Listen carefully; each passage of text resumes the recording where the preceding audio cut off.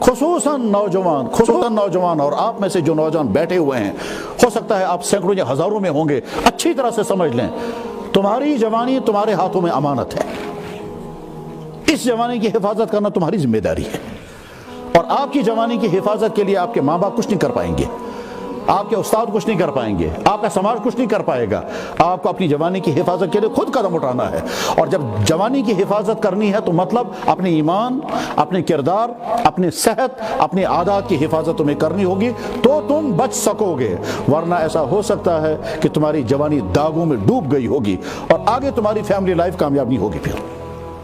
اللہ کے نبی علیہ السلام کو سب سے زیادہ فکر جس بات کا تھا وہ یہ کہ میری امت کے جوان بگڑنے نہیں چاہیے۔ آپ نے فرمایا کیف بکم ایھا الناس اذا طغى نساؤکم فسق، لوگوں اس وقت تمہارا کیا ہوگا جب تمہاری عورتیں بے قابو ہوں گے اور تمہارے نوجوان فاسق و فاجر ہو جائیں گے۔ لہذا میرے نوجوان بھائیوں اچھی طرح سے کان کھول کر کے سنیں اور اپنے دل میں لکھ کر کے رکھیں، اپنی ایمان کی بھی حفاظت کرنا، اور اگر کہیں کنفیوژن ہو جائے تو کسی اچھے عالم سے مل کر اپنا کنفیوژن دور کرنا۔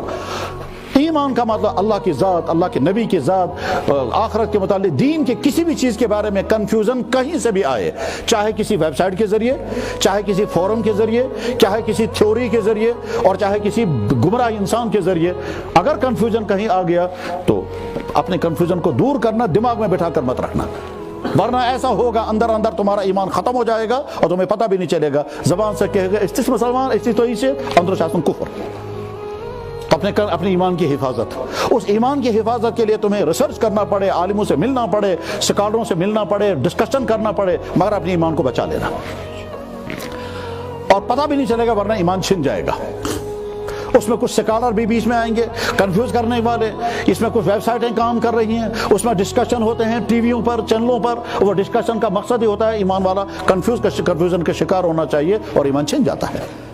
تو ان سے اپنے آپ کو اسی طرح سے اپنے کردار کی حفاظت کرنی ہے، ڈرگ سے، فیشن سے، فضول خرچی سے، بدکاریوں سے، غلط ریلیشنز، غلط فرینڈشپ سے، چاہے وہ کسی کے ساتھ ہوں، اور اس کے ساتھ ساتھ میوزک اور ڈانس اور موبائل کی غلط یوزنگ، ان تمام چیزوں سے، اور یہ ساری چیزیں